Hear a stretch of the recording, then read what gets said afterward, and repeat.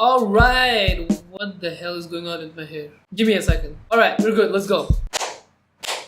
Flash review. Look, since I'm doing daily vlogs now, kinda, cause I'm gonna skip weekends, I need to have some sort of recurring content, you know? So I thought reviewing The Flash would be perfect because they have an episode nearly every single week. So I can watch it and review it the next day. Oh yeah, and perfect timing. Just as I was about to make this review, like yesterday, I got a comment from one of my viewers who watched the Flash is Trash video, and it was the best comment I've ever seen on my channel. Like, it kind of made me emotional. It's that amazing. Let me read it out to you guys. The worst is, bracket, apologies in advance, because when you see this, you'll see it every episode. When two or more of the characters are having a heart-to-heart, while simultaneously... I'm 18 years old and I can't speak English. When two or more of the characters are having a heart-to-heart while simultaneously dealing with some kind of episode nemesis, and within that heart-to-heart they will stumble on the answer to whatever problem that seems to be impeding them in that very moment. For example, I don't know what I'd do without you, Barry. Same, Iris. I don't know what I'd do without you too. Fucking piece of shit. Wait a minute. 2 sounds like 2, which also sounds like number 2. Oh my god, Barry, we need 2 Flashes to defeat insert generic villain here. Iris, you're a genius, you solve all my problems. We are the Flash. Fucking boils my piss. Do the cast not see that their career will be over when the show finishes? Look what happened to Tom Welling in Smallville, Kristen Krug, Allison child sex trafficker Mac. I don't know who these guys are, by the way, but I'll look into it later. The CW just churns these kids up to foster whatever narrative they're trying to push. Feminism, sexism, racism, fucking genderism. And spits them out, leaving them to rot in the proverbial carcass of their own career while they beg for a line as an extra like a starving dog craving a festered bone in the gutters of Hollywood, and all the while ignoring the excellent source material to drag the show out over 20 plus excruciating episodes. That's bars right there. Make it 10 episodes, leave out the politically correct bullshit. No one gives a fuck about that shit. Only people with an agenda will push this fake ass politically correct bullshit. Fucking rant over and then he just screeched. I'll just show it to you on the screen. He screeched. Beautiful! Can we give this person a round of applause? Let me shout whoever this is out. D1 Vidid Infinity, whoever you are, that was amazing. I'm a bit emotional right now. That comment was awesome.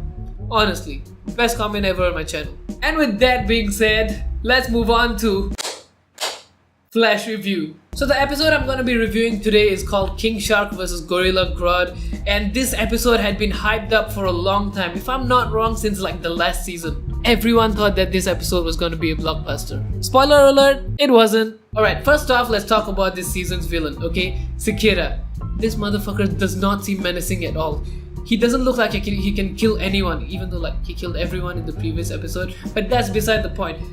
Looking at him and like, you know, experiencing him as a villain does not give me that sense of urgency that the previous seasons did. Even DeVoe, you know, he had like a countdown before the end of the world or whatever. I don't remember, it was a bad season. My point here is that Cicada as a villain does not give me that villain feel. I don't feel like he's the main focus of this season and he's gonna actually do something really terrible to the team. It almost seems as if when they don't have content to come up with, they just go to him and he just, you know, becomes a villain for a while. And that, my friends, is called trash writing. And see, as I said, they only need Cicada when they don't have content. And this episode, they had a lot of content. So this episode wasn't about the season at all. It was completely different. It was almost about a whole new set of characters, because like the main focus is these two motherfuckers, King Shark and his love interest, who's Tanya the scientist. I don't even know where she's from. I think I forgot, maybe she was in season 1 or something. So what happens in this episode is that King Shark, who has been able to stop his regression into a complete whole ass shark by the use of this crown or whatever created by Tanya the scientist, he's now able to speak more humanly and have proper conversations. So the Flash team needs like a couple of metahumans to try out the metahuman cure to see if it actually works. They thought that, you know, King Shark, he's one of the biggest metahumans.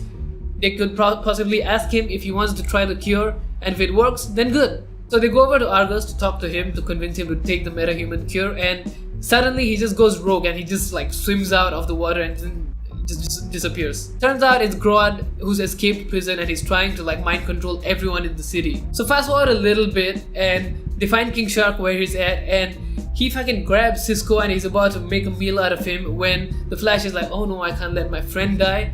He just runs to him and fucking injects him with the metahuman cure. And yeah, the cure works. King Shark turns back into the human he was before, and we have a couple of gooey love scenes between the scientist and human King Shark.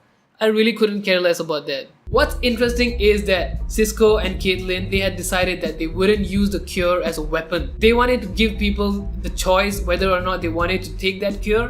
But when the Flash used it against King Shark, he basically threw that concept out the window. So Grodd escaping prison and trying to mind control everyone using that crown that King Shark has, that's the main plot. Number 2, Tanya and King Shark human boy's love story, that's the subplot.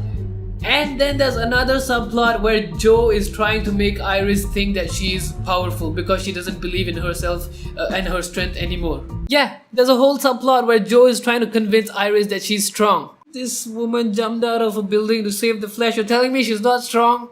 Holy shit, she should be an Avenger. Look, it's nice seeing Joe back again cause like he wasn't around the past couple of episodes cause the actor in real life, he had some sort of issue that he had to get an operation for. So yeah, having him back is great. But why is he involved with making Iris feel good about herself again and feel that she's powerful? He doesn't need to convince her that she's strong. Have you seen her? She fucking jumped off a building. So yeah, I didn't get the whole requirement of that subplot. But yeah, whatever, it's the Flash. Look, I told you guys, there's a main plot and there's 2 subplots. The episode is 45 minutes long. How long do you think the fight between King Shark and Gorilla Grodd was? 5 minutes! It was 5 minutes. So what happens towards the end of the episode leading up to the 5-minute fight is that the Flash and Excess go and try to stop Grodd, who's using the crown to freaking mind control everyone. When they get there, he actually mind controls them as well because he's too strong and they get paralyzed. Now, who's gonna save them? So King Shark in his human form says that, okay, look, I need to save the central city. I need to save you, Tanya, because I love you so much. Jesus Christ. But yeah, he says that I want to become King Shark again, save everyone, and conveniently, it seems that Cisco sending a vibration towards him would turn him back to King Shark. And yeah, so he does that. And he becomes King Shark again and he goes and fights Gorilla Grodd. Look, the entire fight scene looked like a PS3 cutscene, okay? That shit looked terrible, but I'll take it. I think they have like $5 for their CGI budget. So all in all, what we had was about 30 minutes of filler and actually maybe 10 minutes of what we actually wanted to see, which was King Shark versus Gorilla Grodd. I think this episode was juggling a lot of balls at once and it wasn't able to find its, center of the plot, the main focus. I definitely think it could have been much better if they had just cut out the, relationship between Tanya and King Shark, if they had cut out the subplot between Iris and Joe, getting Iris to feel empowered again.